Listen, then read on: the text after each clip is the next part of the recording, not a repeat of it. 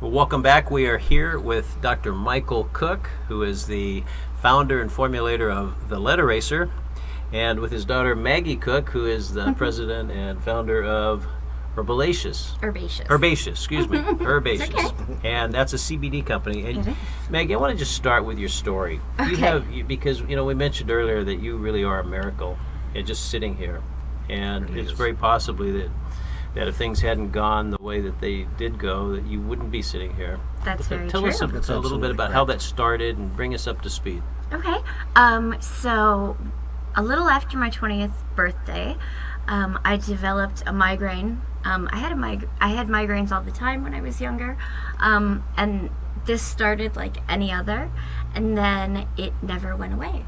So I had one long migraine that lasted about 12 years, and Wow. because I was having so much pain for all day, every day for 12 years, my body reacted negatively to that. My goodness. Yeah, so at some point your body can't take that level of pain Yeah. when you try and function with it. So it finds other ways to survive. In my case, I developed a seizure disorder. And so anytime the pain or any stress would get too much, I would have a seizure. My goodness. Right, but they sort of explained that it was a little bit like a computer crashing and having to restart. So the seizure is like the crash, and then you wake up and you have to sort of reset the system. So walk me through a typical day back then. How many seizures in the course of a day would you have? Well, at the worst, I would have up to about 20 grand mal seizures a day. Wow. My goodness. So the day we moved here, actually, I had 18 while we Oh, were in the goodness. airport and in the plane and And going they back didn't and want forth. to really bring her. They didn't. They were really upset. They wanted her off the plane, right? Yeah, people tend to get very nervous when a person has a seizure, and they want to call the ambulance and make sure that they see a doctor. But it was Yeah. such a normal part of my daily life that it would have been silly to call the doctor goodness. every time. So you didn't have a normal life for all those years. I didn't, and actually, because I was having so many seizures, I was down to about 90 pounds, and Wow. I was in a wheelchair because I couldn't stand up. My legs wouldn't support me anymore. Wow. So I was really in a lot of pain every day and having a lot of seizures and just completely exhausted. So you basically lost 12 years of your life. Yeah, I completely Yes. missed out on my 20s. Yeah. Well, you look like you're just starting your 20s now anyway. Thank you But so much. so you missed out for you're in your 30s, I guess now. I am. I'm 33. Yeah. Wow. So what did it feel like? What were you going through in your own mind? At some point, I think people with chronic pain go through a lot of the stages of grief. Yeah.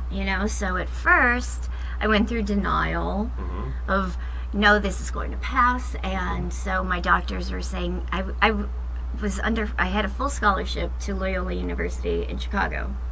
And I was taking 18 hours and I was on the dean's list. And my doctor said, look, if you continue, you're not going to get better. And I would push through that. So the denial made me think, oh no, I'm different. Wow. But then you go through the anger because you don't get to see your friend, you don't get to do the same things that your friends do, because my days were filled with doctors and medications and different medical tests rather than, going to concerts and Oh, that's true. So obviously the doctors couldn't do the job if it went on for 12 years, right? I Right, mean, they probably helped, but everybody tried everything and nobody Yeah. could figure out what, everybody racked their brains. We saw a lot of really good people, a lot of really good doctors who tried their hardest and did absolutely everything under the sun. That's true. my goodness. Yeah, I think and we saw about 50 or 60 doctors correct, altogether. yeah. Of all sorts, nutritionists, we saw everyone. Chiropractors, acupuncturists, nutritionists. Yes. And it just seemed like nobody. I was on 2.5 grams of Depakote a day, which is a very heavy dose of a pretty intense seizure medication. Sure. I was still having 20 seizures a day, so nobody really knew what to do with me, and everybody was kind of getting scared. So it Oh, had to be yes. sort of a hopeless feeling. I mean, you were losing hope, weren't you? I was, because I was inching closer and closer to death, and I was So were her mother and I. I mean, we were Imagine. devastated every day. I mean, we cried almost every day. yeah. And, we tried and tried and tried everything and tried to make her life as wonderful as we could. And we we just did. couldn't. But we just couldn't. I mean, there's just, you feel so helpless. So fortunately for you, you had the old man has a medical background. Yes, and so does my mom. So so they were able to jump in there and help, right? They were. I So mean, tell I'm us so about that. lucky. Okay, so I had someone who suggested we had exhausted every pharmaceutical option, everything we Dozens possibly. of them. Dozens. And then actually the CFO of our company suggested to me one time, perhaps you should go another natural route and try medical marijuana, Yes. because I've heard that really helps with seizures and pain. So I tried that, and it was the only thing that gave me a little bit of relief. Wow. So I noticed a difference in my seizures, and I noticed a little bit of pain relief.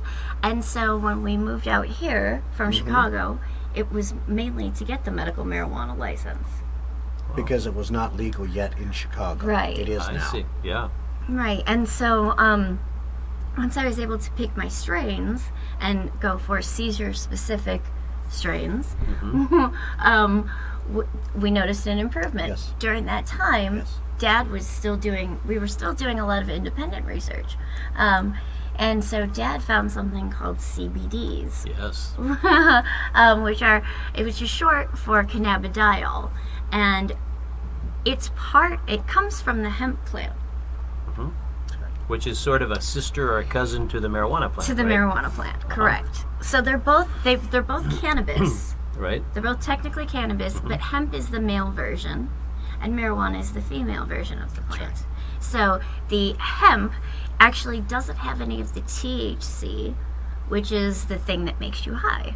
Yes. Hemp is full of cannabidiol, or CBD, and that has all of the medicinal properties that work with your body's own endocannabinoid system and work towards healing your body naturally. Yeah, it's amazing. So we added that to the regimen. Once we added CBDs to the regimen, we saw a huge improvement. I went from 20 seizures plus a day to maybe 1 or 2 a month. My goodness. Yes, it was. Fairly quickly, too. It was incredible. It was Within a within couple a of few months. weeks. Yeah, Was it- within a few weeks. was it It weeks? was. We Yeah. saw a huge improvement. Now, you're still having seizures every I now and then? actually haven't had. I've been completely seizure free since September 24th of 2015. My goodness, over Yeah, a we year. just, Wow. just celebrated our year anniversary. So how did you get from having, a seizure maybe every month to being seizure free for all this time? So I used a combination of 3 natural products, and so I'm no longer on any of the seizure medications because my doctor said, whatever you're doing is far better than what we were able to do for you. So Sure. just please continue down that path, and you don't have to be on the seizure medication anymore. That's right. So I'm completely off Goodness. that, which is nice. Congratulations. Thank you so It was much. the miracle that we were praying for and Yeah. hoping for 13 years. Right. really. So And there's isn't it interesting because, it's the plant from God. Yes. It's a natural plant that has always been here. And Been Exactly. around that was for the as solution. long as mankind has Uh-huh. been here. And it's Yeah. been used for ceremonial things, but even when you look into the older text and the older research, it does show that many, many people, Native Americans included, used it medicinally. They chewed on it, they smoked it, they made tea out of it. Right. A lot of the Asian countries made tea from it. And Yeah. the tea, the one that didn't get them high or stoned, actually helped them feel better. Absolutely. Well, listen, when we come back, I want to hear all about your products Okay. because you found something. It changed Yes. your life, obviously, It in a did. major way. And so now you want to share that. So you created did. this amazing company now called Herbaceous. Correct. And I want to hear all about the products and what you plan to do with that. And, I'm excited to it's tell going to be you. exciting. So we'll be right back.